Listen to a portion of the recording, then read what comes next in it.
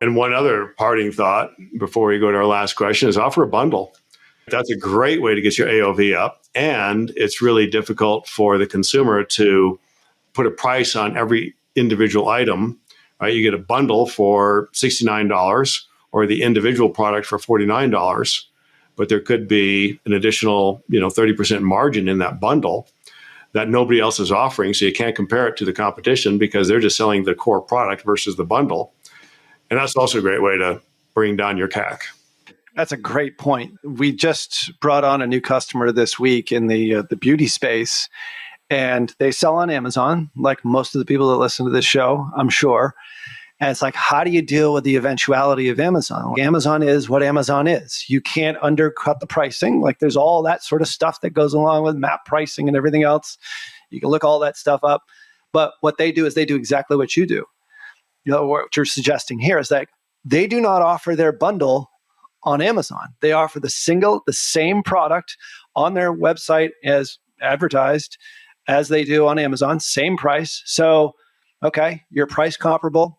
They're not going to get in any hot water with Amazon. However, that same product with two other lotions and creams that go along with the cleansing solution is literally priced like $20 more. And you can only get that on their site and not on Amazon. It's a unique SKU, so Amazon won't see it. Yep.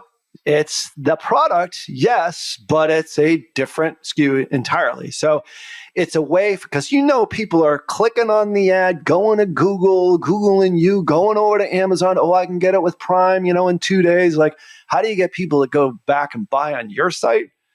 You do it with products like that or with offers like that. And that was a genius solution that we didn't even tell them that. They did it on their own. They're like, really? We do that? I'm like, yeah, that's one of the things I noticed. It's like, you guys are way ahead of the curve. They didn't even realize they were doing it. And I said, that's one of the strategies that we advise folks on, because they're going to be price shopping against Amazon, which is a great acquisition channel, of course, but you want them to come to you. Ultimately, you want to own that customer. So, and then going back to your Amazon example, if you were to offer a free, as a value add, digital product with the purchase on your website versus Amazon, well, I could pay $9.95 on Amazon or $9.95 on this company website, but I get this free digital product worth, $12.95, ebook, whatever the case may be, video, the drill.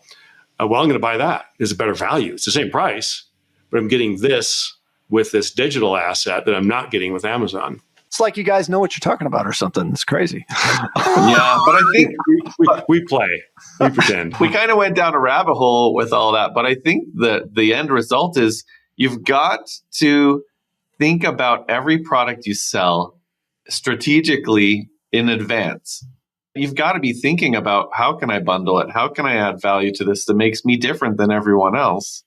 And that's going to go back to those three things you said originally. Make more sales, increase the frequency of purchase, increase the average order value, right? I got one more idea before we leave. So Amazon has a 30-day warranty for the product. You could offer a 90-day on your website for the same product. That's good. Last question, Ralph. We really appreciate your time, man. This has been an awesome conversation. We like to end off our podcast with what we call the $1 million question. And so the question to you is, what's the fastest way that an e-commerce brand can grow its customer acquisition costs right now? Can grow it? Or to improve it? To improve it. I would say the thing that I see the most is better creative that's in alignment, like advertising creative that's in alignment with the brand and with the social platform. So if you sort of think about it, there's 3 different places that digitally people can see you. It's your website, your socials, which is unpaid, and then your paid advertising. What I usually see is like either pretty good branding on the website and then just really good branding and just more organic, lo-fi type of content that's real and that connects with people. And then their ads are these stale, boiled chicken, not that there's anything wrong with boiled chicken, image ads that just are flat and don't speak to the personality of the brand. And we see this all the time. I can think of 5 examples off the top of my head of clients that we've talked to just in the last week or so that are considering our services, is because they don't have that sort of brand consistency from the website, what they stand for, their socials, which is a little bit more playful, a little bit more relaxed, and then they tighten up on the ads because they think that they need to sound and look like more corporate. Bring that product and that uniqueness to your advertising. Don't just leave it on your socials. And the tip of the day really is find your best performing, most engaging social post, whether it's Instagram, YouTube, Facebook, wherever. Because chances are, if you're an e-commerce brand, you probably have a social presence to a certain degree. And figure out, like, unless it's like, hey, some funny meme that has nothing to do with your product, those get a lot of engagement, but you don't want to use those. Ones that are related to your product, use that as an ad.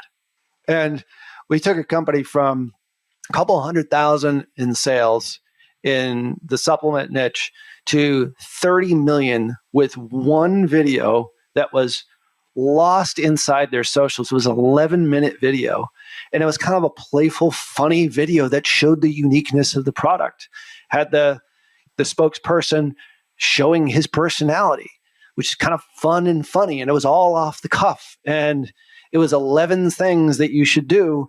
And it just so happened all those 11 things happened to be in the product to get this specific solution. So we brought that social ad and put it in the news feed. And then all of a sudden it's like, boom, stuff just exploded. Because people are looking for unique things. They're not looking for corporate crap. They're looking for real stories from real people that do business in the right way and talk about your brand in that way. And a lot of people do it on their socials, but they don't do it in their ads. So it's an easy way of doing it, whether it's you hire an agency to give you the insights on that, or whether you do it with your internal team. It's a really easy fix.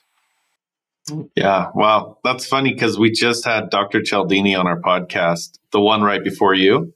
And he talked about the importance of bringing the people behind the company out in front and bringing that personal touch to the messaging. It is. People are craving that. They're craving that unique thing that you have that no one else has. It might be a secret ingredient. It might be, whether it's Cialdini or whether it was Eugene Schwartz who said it, it's like your unique mechanism, your one thing that you have. Like this product that I was talking about with the 11 ingredients, like their thing back then when they first started was ashwagandha. Like nobody had ashwagandha. Now everybody has ashwagandha. The point was, like, we highlighted that. People are like, what the hell's that? Now everybody knows what it is. The point is that plus the other 10 ingredients really distinguished them from everybody else that was in that space, plus the personality. Like it showed, like he was the founder and the spokesperson. It was just winning on so many levels. And I couldn't agree more with Cialdini. I mean, obviously, he's the best. There's no one better. Yeah, Godfather of influence. No, those are great examples. Do you remember the viral video? The guy that was riding the skateboard, lip singing to a Fleetwood Mac song, drinking a bottle of Ocean Spray cranberry juice. Remember that one? Like 12 million downloads. Well, to your point, yeah, unbelievable. I mean, it was just the most random thing. And then Ocean Spray hires him and does a commercial out of that viral video because it was just so natural, so unscripted. It was just cool dude cruising down the street, drinking his bottle of Ocean Spray. The video is kind of in and out. It's not even perfect. Yeah. Oh, yeah, far from. But it killed it. And there you go. There's your authenticity. There's bringing the personality to the brand. And that's smart by Ocean Spray because not a lot of brands would do that because they're like, no, we can't do that. We have to be Ocean Spray. Like we have to have a highly produced commercial with, you notice now, like so many commercials that you see on TV are like in, that 9:16 frame mimicking social. So I think slowly but surely brands are getting it, but still the little guy in the Shopify store can crush the competition by bringing that uniqueness to their individual brand.